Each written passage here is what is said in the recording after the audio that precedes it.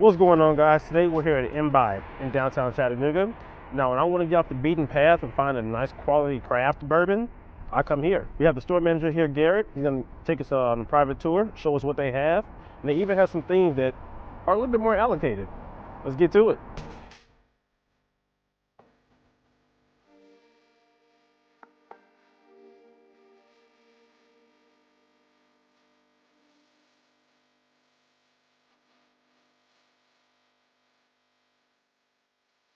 No, when you walk in this store, I mean, look at the atmosphere. Amazing wine cellar, amazing wine selection. I was actually here not too long ago for a raffle. They had a couple of BTAC things for raffle. Didn't win a single thing, but overall, great experience. I always have a good time when I come. And just look at the store.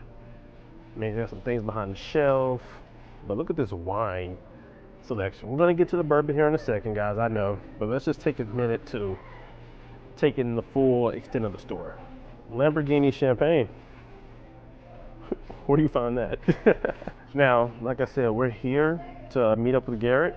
So one of my favorite stores to come find some craft bourbon. He's gonna show us what new things they have on the shelf and also make some highlights, point some things out that you might just walk over on the average day because you don't know about it. Garrett's a great tour guide when it comes to these types of things, so let's find them and see what they have. Now, while we wait on Garrett, I spoke to him, he's gonna meet us here in a second, but let's just go ahead and get to the bourbon section and see what they have.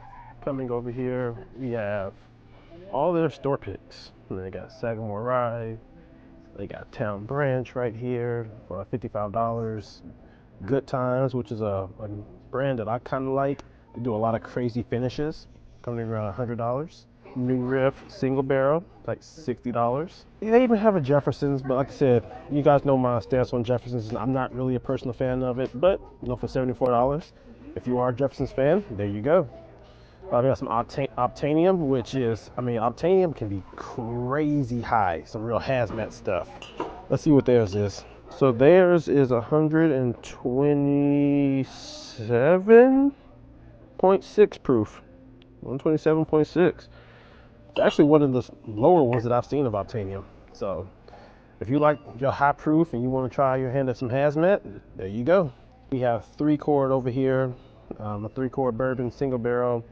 And they also have like just some general releases, some big handles, Jim Beam, things like that. Coming over to their bourbon, like I said, this is one of the stores I come to when I want to find something that's a little bit off the beaten path, so to speak. They got some Wyoming here. We got Texas bourbon. We got the Christmas edition of Smoke Wagon. You know, Smoke Wagon, they do all the holiday special edition bottles, super nice. One thing that's kind of cool that I learned is that Tin Cup actually has an allocated bottle.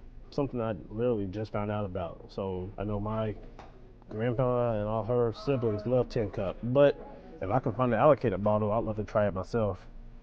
All right, guys, so found Garrett. Hi, how's it going? So Garrett, I told everybody when I come here, this is the place I come for, you know, off the beaten path picks. You know, giving some like craft spirits, craft brands a chance. And I said, you're the guy who I trust to kind of guide me on that path.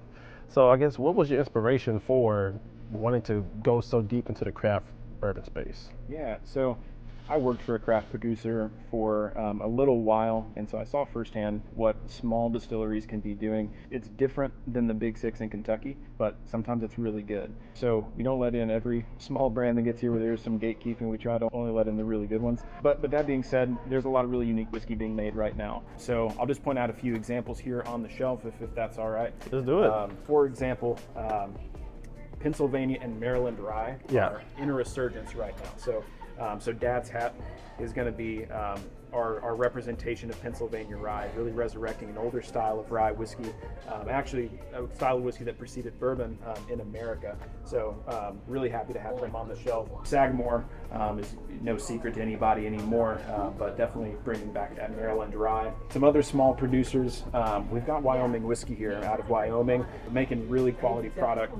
Minimum age on their stuff is 5 years, so they're producing some really good whiskey these days. Del Bach. So we got some good American single malt here, TX whiskey out of Texas. Driftless Glen out of Wisconsin. Their bourbon just made Fred Minnick's Top 100. So we really want to highlight just some of these smaller producers that are doing some really good stuff. So a couple others that I'll point out for you. Middle West Spirits out of Ohio, making really, really excellent whiskey. We got several varieties with bottles of these open, by the way. So if you're interested and want to come and try them, get it a sample before you buy. We can take care of that for you. Hard Truth out of Indiana. Rieger's out of Kansas. We got a lot of Tennessee producers, and I'll point out only the ones that are making their own stuff here in Tennessee. We got Postmodern out of Knoxville. We got Corsair out of Nashville, Tennessee. We got Short Mountain out of Woodbury, Tennessee. Chattanooga Whiskey, of course. We got Company Distilling, Thompson Station, Tennessee. Leaper's Fork in Franklin, Tennessee. Old Dominic, Memphis. The hometown, man. Yeah, there you go. Got Davidson Reserve in Nashville. Uncle Nearest, their stuff is being produced right now. A lot of people know they're still sourcing some of their juice, but theirs is on the way. So we happy to give them a space here as well. And then a couple of other local producers. So out of Atlanta, Georgia, we got ASW. And then we have 13th Colony. Of course, their double oak has made big splashes in the whiskey space. Oh yeah, that double oak, man. yeah. Chattanooga didn't get the good end of that deal. We didn't get very much at all. But yeah, so really, it's just about kind of experiencing terroir, experiencing the different styles of whiskey that the U.S. is making right now. There's a lot of really, really good stuff. One more that I'll point out to you guys. A producer that we are really happy to kind of bring back to the Chattanooga area. This has been carried here before, but it kind of died off. Law's Whiskey House out of Colorado. They've been around for over a decade now. Their earlier stuff, they got a lot of bad reviews on it. They were still kind of finding their way. But their bottled and bond bourbon this year actually made Fred Minnick's Top 100. So they definitely know what they're doing, using heirloom grains. We actually have a store pick of theirs right now as well. And again, with the store picks especially, we got bottles open. So come and give this stuff a try if you want to sample before you buy. Oh, absolutely, man. I mean, like I said, this is the place I come for something different. I mean, but don't get me wrong, you guys do have like your staples. You have your wild turkeys here. I mean, Russell's 10, Russell's 6. I mean, stuff you don't even see on regular shelves. So you guys try to have a nice balance. And we got some Baker's 7 right now, as well as a lot of good stuff behind the counter as well. Absolutely. So, and one thing you kind of mentioned before I came in here was Redbreast. Yeah. So for all you Irish whiskey lovers, check this spread out. I guess getting back to it, man, what was the inspiration for wanting to be so balanced with, somewhat allocations, but mostly giving craft spirits a space? For a very, very long time, the whiskey shelf was dominated by Big Six in Kentucky and source brands from Indiana, which there's nothing wrong with that. We have good representation of MGP here. It's fantastic whiskey, but if it's the same whiskey in every bottle on the shelf, then there's nothing unique about that, right? So what we wanted to do is give those brands and those distilleries the place that they deserve, but we have a lot of shelf space. We have a pretty good sized store, so we want to use that space to give smaller brands that are doing the right kind of stuff the right way a good, honest fighting chance. The whiskey space is still, like I said, Kentucky 6, Yeah. right? BTAC, Buffalo Trace is still kind of dominating that space. So what are some good comparisons that people might be able to find in their local market to compare to like an Elmer T. Lee or a Stag or something, but it's easier to find, maybe even more, affordable? So I'm going to point to a pretty inexpensive bottle here. All right. When it comes to the stuff that I think in terms of flavor is going to kind of match your Buffalo Trace profile, maybe not the Elmer or the Stag quite as much because of the proof, but Green River out of Owensboro, Kentucky, making really solid whiskey at a really good price. This is a $35 bottle. If you want something a little higher proof, they also produce Wheel Horse. This is actually just a little bit cheaper and 101 proof. So if you want some really good Kentucky stuff that's on the shelf and ready to go, Green River / Wheel Horse is a really good option. Didn't even know the Green River made Wheel Horse, so that's news to me. Yeah, absolutely. Another one, and they're getting plenty of press these days, but I'll point them out because they're amazing producers, is Wilderness Trail. Okay. Really, really excellent bourbon. Their rye is phenomenal as well. Should be looking at a store pick here in the near future too, so stay tuned for next year on that one. But we'll be bringing in more Wilderness Trail here too. And then obviously I see right here you have the new year for barrel. Talk to me about that, because I see you guys are like stacked through the shelf. So Barrel's a really important brand to me. I absolutely love their stuff, and they're important to me for no other fact than that their stuff tastes great. They really kind of won my attention, not the hard way. So the shelf line here, they are really elevating American blending. They kind of came into this space where, in American whiskey in particular, distillery-made products are kind of all the hype. Blending is kind of a dirty word in a lot of ways. They kind of really set out to change that. With just the core bourbon, you have Indiana, Kentucky, and Tennessee bourbon making up that blend. But they set out to make stuff that's better than the sum of its parts, and I think they achieved that. But then you get into the rest of the line here, and they get into some really interesting stuff. I could talk all day about all of them, so I'll just kind of focus here on Seagrass. That is a 6 to 13 year blend of Indiana and Canadian rye, finished in Martinique rum, apricot brandy, and Madeira casks. But just to show you guys how much pains they take to kind of take the hard way of making their products good. They couldn't find a satisfactory apricot brandy on the market, so what they decided to do was contract distill their own from a producer out west, and that brandy is put into barrels just so they can get those barrels back. When you pointed out earlier that barrel new year, they do this every year. We have to have some at a really good price because this is the last release, so we bought the remainder in the market. So it's available for about $30 less than normal right now, but that is a blend of bourbons from 8 different states. So that kind of also encapsulates what I was talking about, right? Phenomenal bottle, easily worth $100. Normally would sell for about that. We got it for $60 right now. Only a few bottles left, so if you want that, you better jump on it. We've already been through 4 cases of it, so. Yeah, I mean, when I come in here, it's always a real decision to be made as far as which bottle I'm taking home. Yeah. You guys always have new stuff. Every time I come in, there's always something new on the shelf. Yeah. So, man, I mean, last time I didn't pick this up, I was roasted, so I have to grab a Russell's 10. You guys get on me for passing up any Russell's product, so I'll grab the 10. But to kind of break away, like I said, go off the beaten path, man, what would you recommend for somebody who likes a little bit of a higher proof, but a little bit more bolder flavor? Yeah, well, if you're okay with sticking around 100 proof, I actually got a sample of this in the back to get you a sample of something a little bit off the beaten path, if you'd like. So Leaper's Fork. What is Leaper's Fork? I've seen it in a couple of videos, but what exactly is Leaper's Fork? So Leaper's Fork, just outside of Franklin, Tennessee. So this is quite literally a log cabin distillery. So they've got a log cabin out there. Everything's pot distilled. So really small producer, truly craft producer here. But again, doing everything the right way. Sourcing local grains. Everything they do is bottled in bond, which is the highest standard of American whiskey. That's legislated. So really good stuff. Really have a lot of respect for them as producers, and would love to get you a sample of it. So absolutely, man. I'll give it a try for sure. Talk a little bit more about your background. What got you into wanting to run the store and the way you've directed it to this point now? Sure. So I come from a very different kind of background. I was in academia for a little bit, so doing graduate work in Indiana.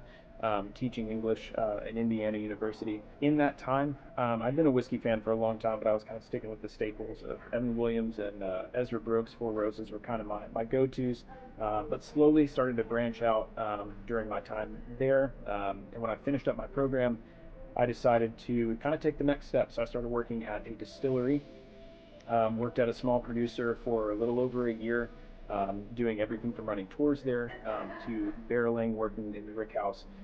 All that stuff, I got to do that. So really fell in love with the science of everything, really fell in love with the flavor of whiskey.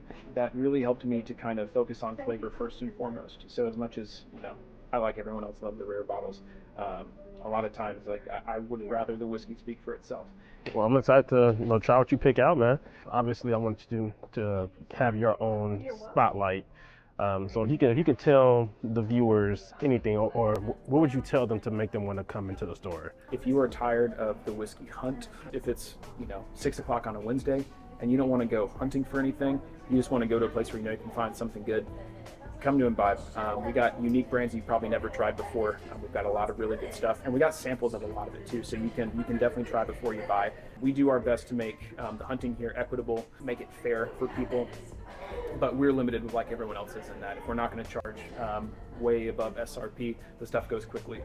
So if you want to kind of get past the hunt, definitely come here for the Buffalo Trace and that stuff when we get it. Follow us on socials for that. But if you want to get past the hunt, come and get a good bottle from us. We got a lot of great stuff. Yeah, so while I'm waiting for Garrett to come back with some tasters, they have the Jack Daniel's Distillery Series. Oloroso Sherry Casks. Check that out. Now, you guys know I'm a huge Japanese whiskey fan. I'm a huge Jack Daniel's fan. So when I see Jack trying to do different things like this, you know, I kind of jump at the opportunity. So they have these for around $40.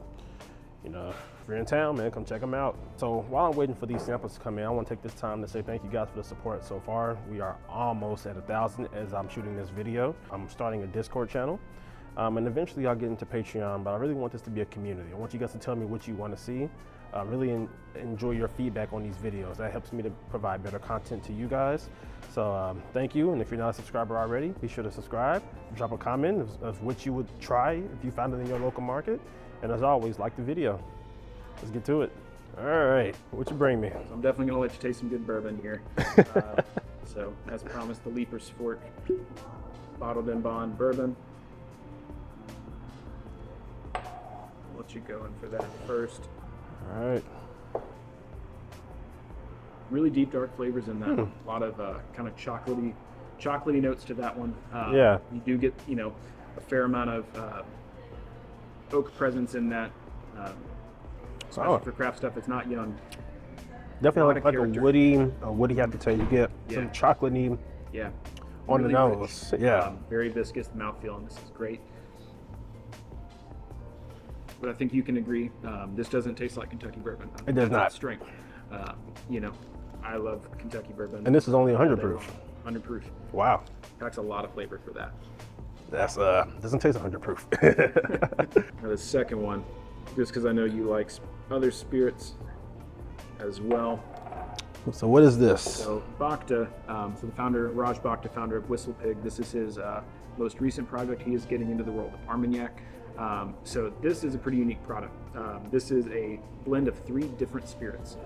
60% of this is rye whiskey, 30% is Calvados, which is an aged apple brandy, and then 10% is grape brandy from France, Armagnac region. So 3 spirits in one, really, really unique, really good, and under $70. Under 70. Under 70 bucks. If you taste 100 years. That's what that Armagnac. That's a 1928. 1928. Wow. I like the tag on that says "Taste 100 years." You get the rye spice, but it's also loaded with fruit. Like so I can get the fruit, But a lot the of that sweetness. French oak still coming through. That's a really mature spirit. So you get a lot of that wood spice, really balanced. Complete opposite of Leaper's Fork. It's not as in your face. It's more subtle, but you get it on the aftertaste. Yep. This is a phenomenal spirit for the price. Now, what's the price point for it? $65. Really? Yeah. It's a nice sipper. Oh yeah. Especially this time of year. Yeah, and Armagnac in particular is a really, really expensive spirit. Often, anyway, especially Armagnac at this age.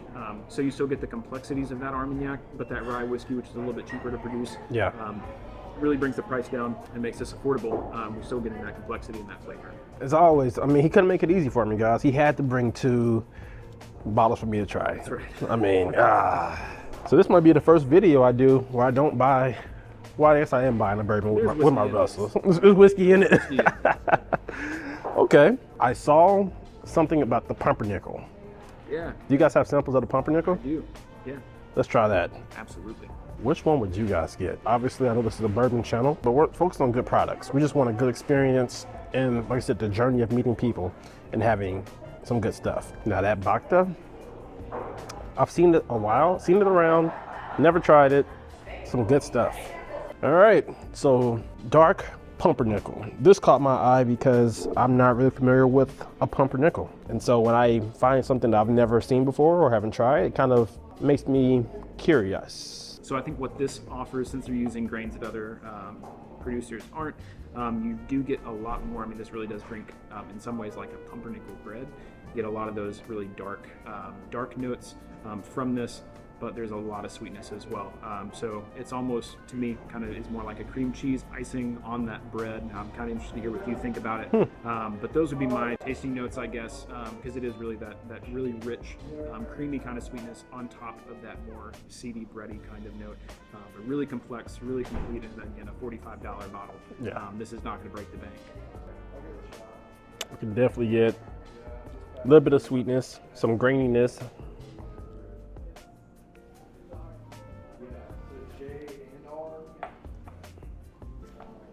So it's unique. It's not bad. I was expecting to really hate this. Yeah. It's actually really good, and I see it's almost like it's like a blend of like almost like a dessert whiskey, but it's not a dessert whiskey. Yeah. It's No, I mean it is really. There's a dense sweetness in there. Yeah. But then there's also, you can taste the grain in that. yeah, exactly. It's still a bourbon, guys. It's still gonna. Or a rye. This Yeah, is well, a rye. it's a rye. Yeah. Yeah, it's still a rye, so it has some of that kick to it. And what's the proof on it? 96. 96, batch 1. Well, I'm all about offering diverse experiences. Everything you showed me here today has been off the beaten path, as I said at the beginning. Yeah. But out of the 3, honestly, I like the pumpernickel, the one I thought I would dislike the most. Yeah. So yeah, I'm gonna go. $45 doesn't hurt too bad either. Right? That doesn't hurt too bad, especially with the time of year. You want to keep that bourbon budget strong for the opportunities to buy some more allocated stuff. But in the meantime, man, Middle West, you guys just made a fan out of me. Well, man, I'm gonna grab that Middle West, and I appreciate the time. Absolutely. Yeah. Have a good one. You too. All right, guys. Well, that concludes today's video. I got the 2 bottles, the Russell's 10 and the Dark Pumpernickel. Came out to around $101, so not a huge hurt on the bourbon budget. We still have some allocations we can possibly snag. But thank you again for the support. Drop a comment, drop a like, and make sure to hit that sub button. See you guys in the next one. Cheers.